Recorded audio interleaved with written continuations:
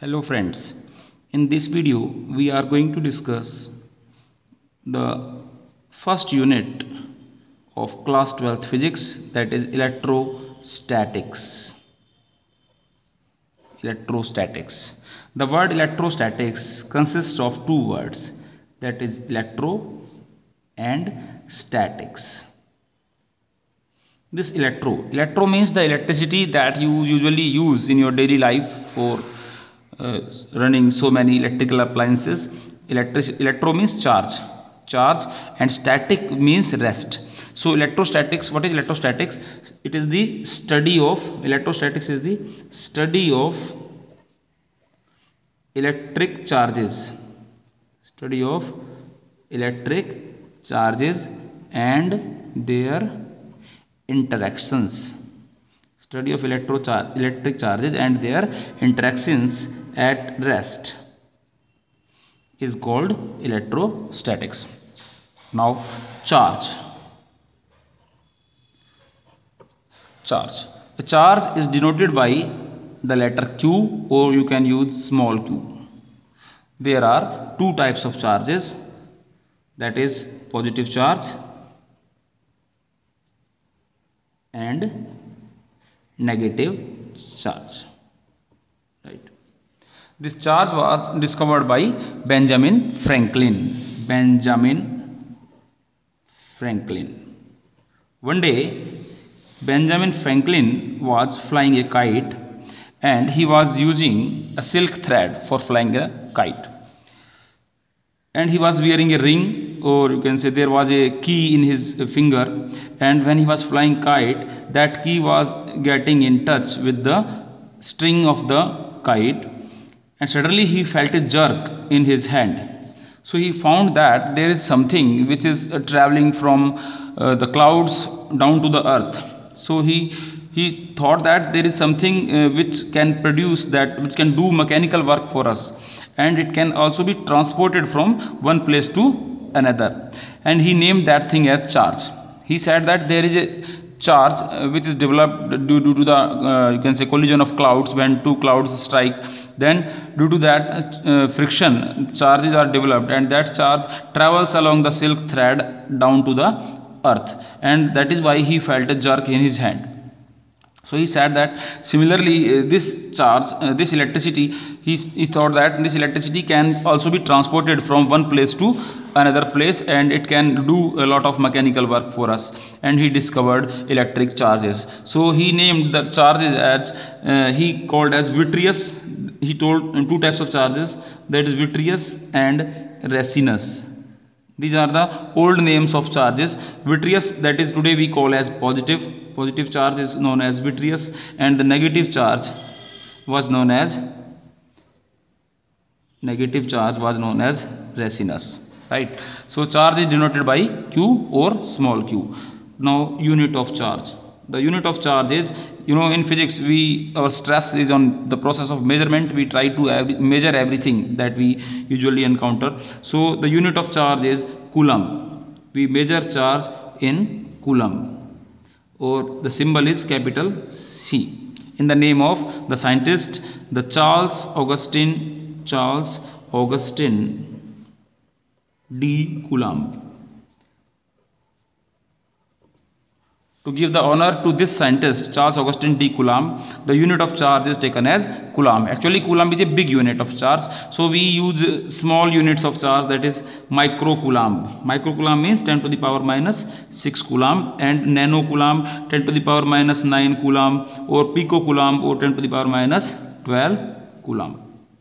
Now we will discuss properties of charges.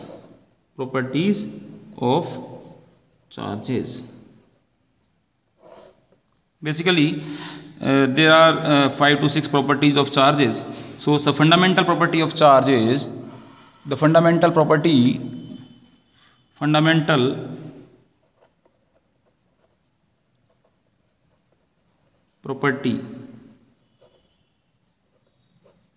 of charge is that like charges repel each other, like charges repel each other and unlike charges attract each other. The same thing you might have heard just like in magnets. So north pole repel the north pole of other magnet and south pole repels the south pole of other magnet, but the north pole of one magnet attracts the south pole of other magnet. Similarly, if we use two positive charges plus q1 and plus q2, so they will repel each other, and similarly minus q1 and minus q2, they will also repel each other. But if we use plus q1 and minus q2, so they are going to attract each other like this. So you can say that the like charges repel and unlike charges attract each other, right? Like charges repel, unlike charges attract each other. The second property, this was the first property, fundamental property of charge. Second property is the charge is conserved. Charge is conserved. Just like energy is conserved, that means energy can neither be created nor be destroyed. Similarly, charge is also conserved. It can neither be created nor be destroyed, right? Similarly, in the third property is charge is additive. Charge is additive in nature. Additive means you can add the charges. You can add the charges, right? So, for example, you have 3 microcoulomb charge and 4 microcoulomb charge. If you add them, you will get 7 microcoulomb charge. So you can say that charge is additive in nature, right?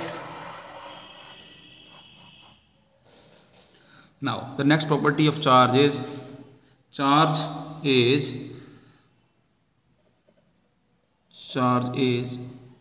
invariant. Charge is invariant in motion. What does it mean? Invariant means that does not vary with the motion of the body. Suppose if a body is moving, and it is having some charge, suppose this is the body and it is having some charge. So whatever be the speed of this body, the charge of this body, if it is q, then it will remain q. Charge will not change. But the great scientist Einstein has said in the theory of relativity that mass of a body varies with motion of the body, and this variation in mass we see when the body moves with a velocity comparable to the velocity of light. That means relativistic speeds. The speeds, the small speeds that we usually encounter in our daily life, they are called as classical speeds. But when a body moves at a very high speed, that is nearly equal to the speed of light, that means we call those speeds as relativistic speed. And when a body moves at relativistic speeds, the variation in mass can be seen. But now we are discussing charge. The charge of a body, if a body is charged, then it is moving, then the charge of the body will remain same. It will not change. And the most important property of charge is quantized. Charge is quantized.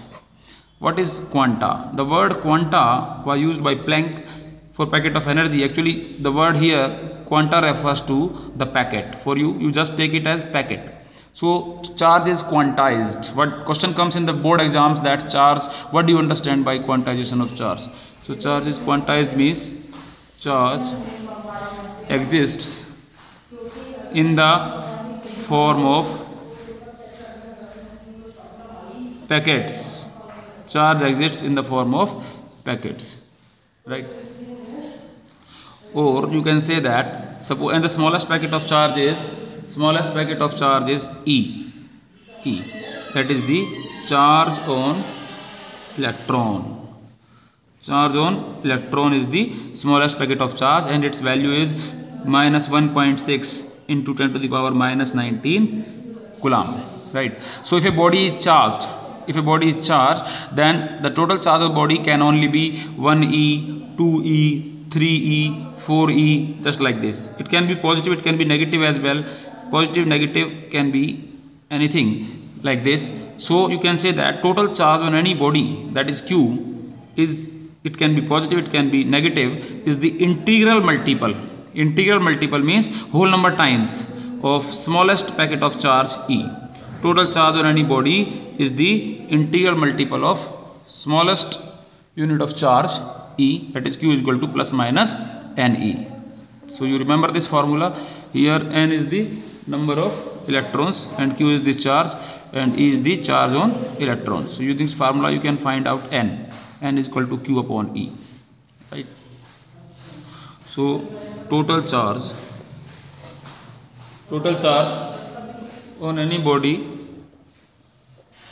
total charge on any body is the integral multiple. Integral multiple means whole number times. Integral multiple of smallest packet of charge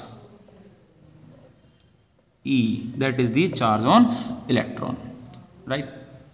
So this is the meaning of quantization of charge. So on the basis of this quantization of charge, now we can find out, there is a question, we can solve it, that how many electrons will form or constitute 1 coulomb of charge. How many electrons will constitute 1 coulomb of charge? So here you are given a charge that is 1 coulomb. You have to find the number of electrons. So you know the formula that Q is equal to plus minus NE. Using this formula you can find N. N is the Q upon E. Right. So Q is given to you, that is 1 coulomb, and what is E? 1.6 into 10 to the power minus 19 coulomb. So if you divide, you will get 0.625 into 10 to the power 19, or you can say 6.25, that means into 10 to the power 18 electrons. So this number of electrons, if we use this number of electrons 6.25 10 to the power 18, or you can appreciate just by 625 and putting 16 zeros, 1 2 3 4 5 6 7 8 9 10 11 12 13 14 15 16. So you can see a big number. This much number of electrons, these many electrons will constitute 1 coulomb charge. So from here we can appreciate that. So N is the 6.25 10 to the power 18 electrons, 625 and 16 zeros. So this is a big number. So this big number of electrons will constitute 1 coulomb of charge. So 1 coulomb of charge, you can appreciate that it is not a small charge. Actually it is a big charge. And if such a big charge falls on a building or on a person, then that person or building may catch fire and it may get collapsed or destroyed. Right. So now we will discuss the methods of charging a body. How to charge a body. Methods of charging a body. So basically there are 3 methods of charging a body. Number 1, by conduction. You can charge a body by conduction. Number 2, by friction. And the third method is by electrostatic induction. So there are 3 ways of charging a body. Right. So dear friends, in the next video you will learn these 3 methods of charging a body: by conduction, friction and electrostatic induction. Hope you like this video, and so please see it again and again and share it if you like it. Okay, thank you.